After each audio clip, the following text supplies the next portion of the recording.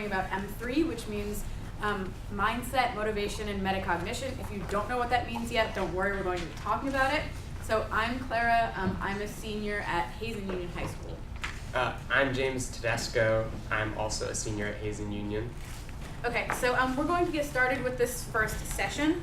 And also you should know anything that we have as a handout that you'll need for these sessions is in this packet. And also that the slides we're using today up here to teach to you are the exact same ones that you're going to be using when you teach this. So it mirrors really well. And so this also lines up with your guide and your packet.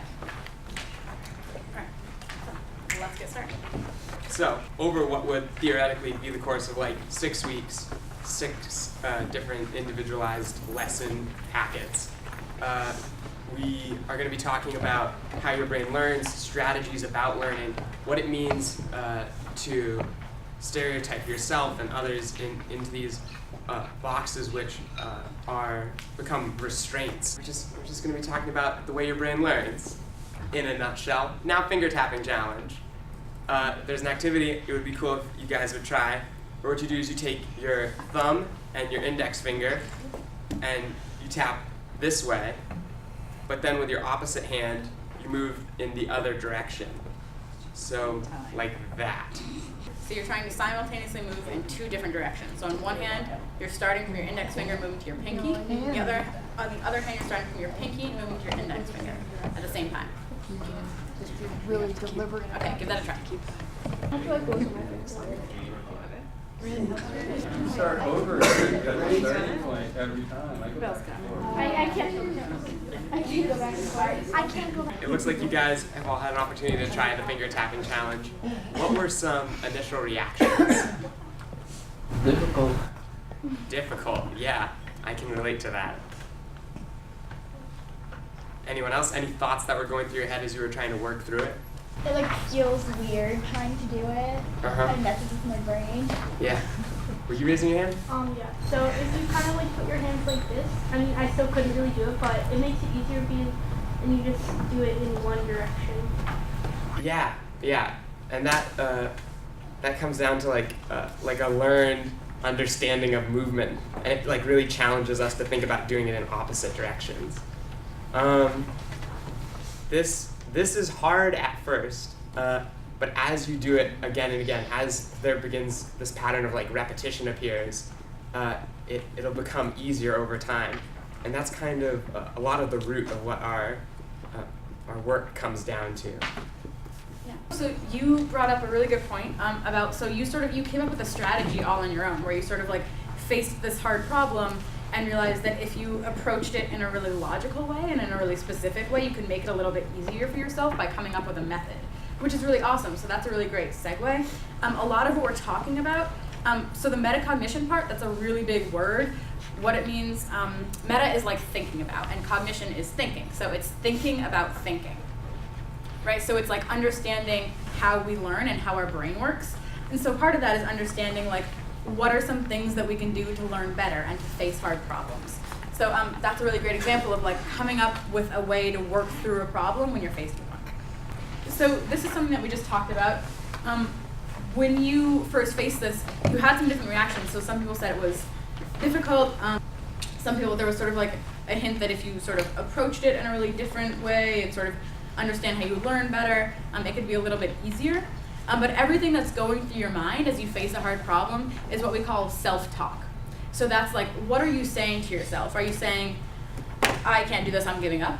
Are you saying, oh, this is kind of difficult, it's kind of weird, it kind of hurts my brain, but I'm going to keep going and practicing? So a lot of what we're doing actually is talking about things that you already do. So whenever you're faced with a hard problem, you already talk to yourself, and you have that script in your mind where you work through a problem in a really specific way. And so a lot of what this is just recognizing that when it happens. So how this applies to your learning. If we think about learning as driving a car, if you're along for the ride, you're in the passenger seat, you're just doing it passively, maybe you do the work and you just sit there and absorb the information. that can work for some people in some situations, but what this is really about is understanding how you learn and understanding how you learn in all different kinds of situations, whether that's in school or on the soccer field or in any other kind of situation. And it's about knowing so much about how you learn that you're able to actually take control of your learning and say, this is what I need to do to learn well, this is what works for me, this is what doesn't, this is what's stopping me from learning. So it's about really taking charge of your own learning, which is really, really wonderful and really important, because once you start to do this, it's something you can do throughout your whole life, and it gives you a lot of control over your life. So we're going to watch this short video about neuroplasticity, which they'll explain, but it's just understanding a little bit about how our brain works and why self-talk and how we face challenges matters.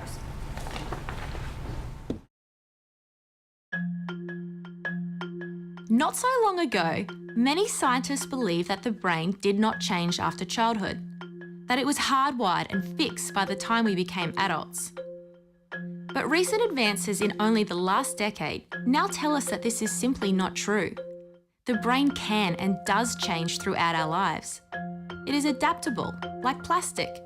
Hence, neuroscientists call this neuroplasticity. How does neuroplasticity work? If you think of your brain as a dynamic, connected power grid, there are billions of pathways or roads lighting up every time you think, feel, or do something. Some of these roads are well-travelled. These are our habits, our established ways of thinking, feeling, and doing. Every time we think in a certain way, practice a particular task, or feel a specific emotion, we strengthen this road. It becomes easier for our brains to travel this pathway. Say we think about something differently, learn a new task, or choose a different emotion. We start carving out a new road. If we keep travelling that road, our brains begin to use this pathway more, and this new way of thinking, feeling, or doing becomes second nature. The old pathway gets used less and weakens. This process of rewiring your brain by forming new connections and weakening old ones is neuroplasticity in action. The good news is that we all have the ability to learn and change by rewiring our brains. If you have ever changed a bad habit or thought about something differently, you have carved a new pathway in your brain and experienced neuroplasticity firsthand. With repeated and directed attention towards your desired change, you can rewire your brain.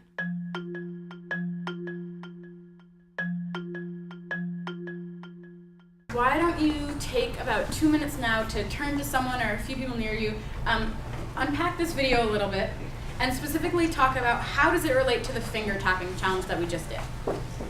So try to make those connections.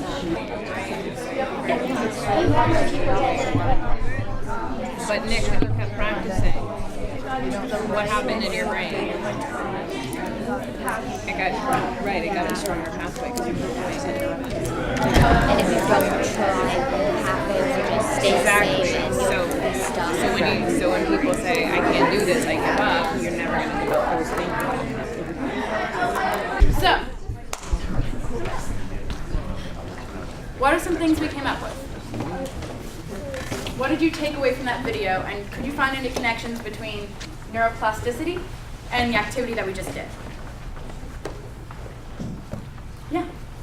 Like you can like if you're doing it, like you're not used to it, but you can force your brain to get used to it by using neuroplasticity. And that's also why it would get easier over time, right? So like as you create that pathway and use it more, the reaction becomes quicker. So it's a much easier place for your brain to go, which is why if you keep doing it, it'll get much easier. Thank you. Yeah. Like the way that you normally do it when you have like the same fingers going at the same time is like the first pathway, and then this like the new way is like the second pathway. We're just kind of carving. Yeah, exactly.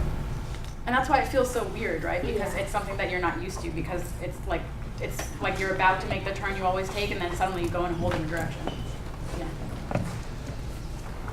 What about over here? What do we talk about over here? And if you don't practice, that pathway will close up or just not grow.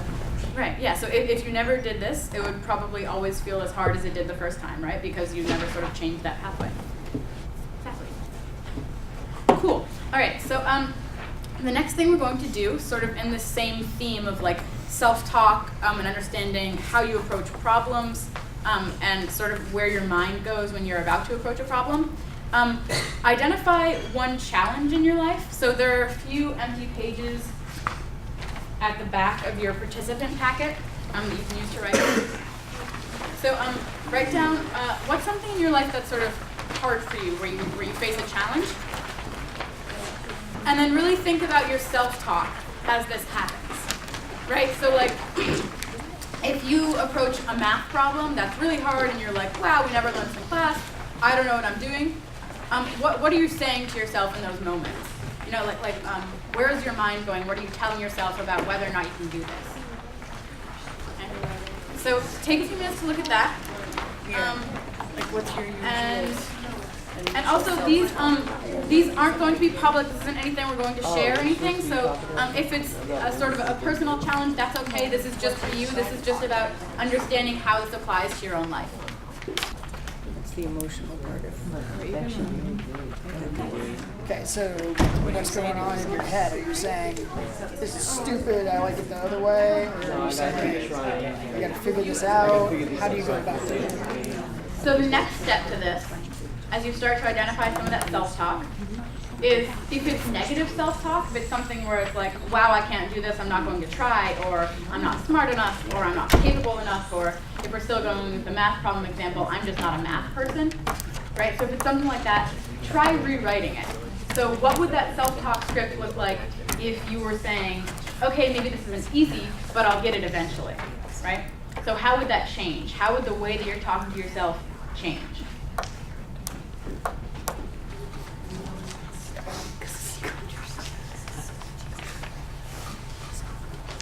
So if you're having trouble thinking about what this is or what this looks like, so I use the math example, and that one is one that I think a lot of people face, but that's also pretty personal to me. So I'm taking an AP Calculus class this year, which is very hard, and a lot of the work we do isn't something that we've necessarily gone over exactly in class, so it's not just like plugging in the numbers into something you know how to do.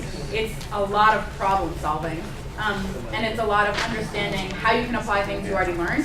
And so one of the biggest things that I've had to learn this year is instead of looking at a problem and saying, wow, I really can't do this, I have no idea, I never learned this, it's about taking steps to say, okay, I trust the teacher who assigned this, I know that this is something that I can do, I know this is something that I have the tools to do.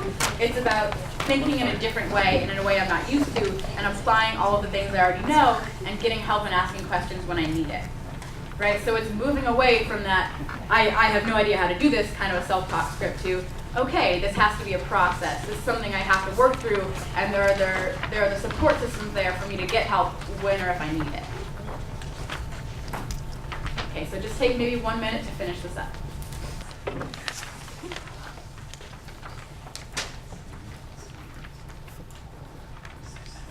Okay, so wrapping up on that last activity, in your participant packet, which you will also have to hand out to your peers when you're facilitating, you should have a sheet that says neurons that fire together wire together. Kind of looks like this, kind of looks like that.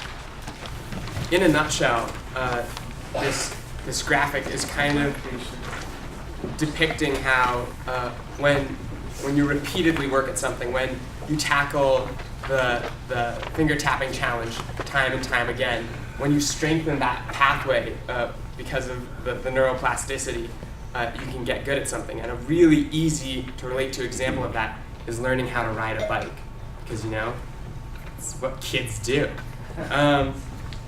And as these nerve fibers begin to bond and become stronger over time,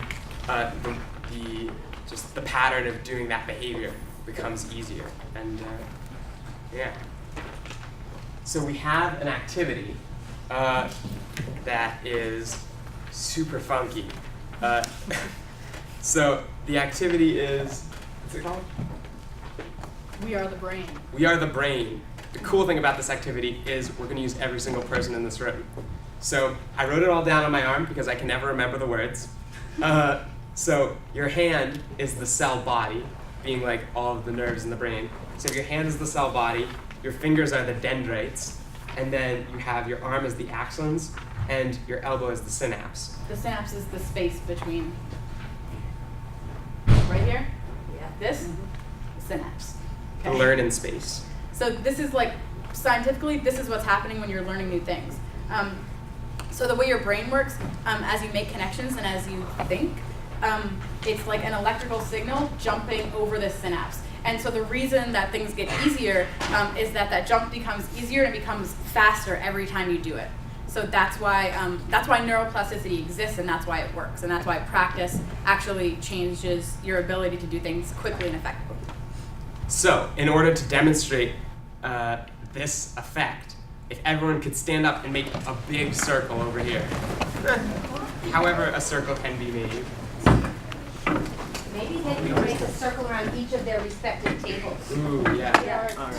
Two brains. Leave enough room so that when your arms are like this, you're connected around. So you have to create a little bit of space so that you can create your neuron.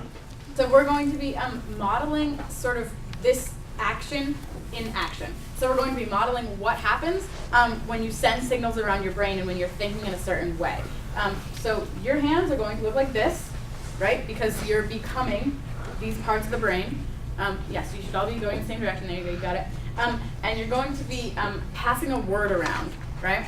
And so that word is going to be yet, as in, I can't do this yet, right? So one person is going to say it and go like this, and then the next person is going to take that and say it, and they're going to go around. And try that once, see how fast you can go. And only when they say it do they start mobilizing their dendrites. That's what's going to start the wave of the hands in motion, send the yet around. Right. So you're just going to send the yet. So I might say, I don't know how to fly a plane yet. You got it. You're in on this. Oh. You say yet. Yet. Yeah. Yeah. Okay. So one person gets to start, and then we'll do a couple of rounds. Like that. We'll start over here.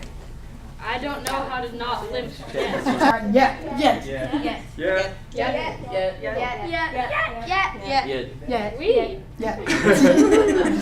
that was pretty good. Now we're gonna run it all again. Be like really poised. We're doing this as fast as we can. Okay, who wants to kick it off this time? It's you. You got it. I don't know how to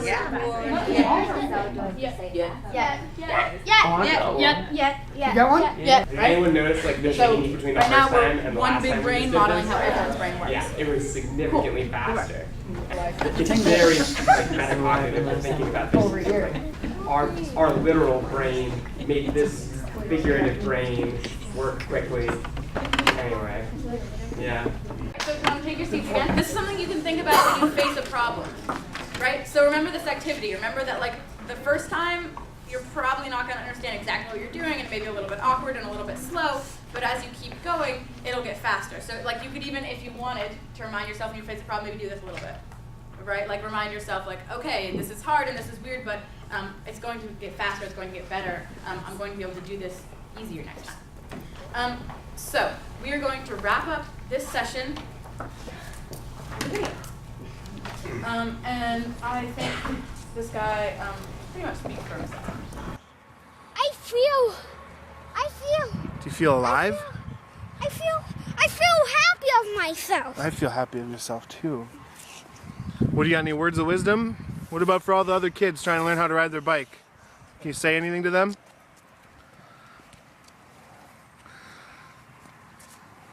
Everybody, I know you can believe in yourself. If you believe in yourself, you will know how to ride a bike. If you don't, you just keep practicing.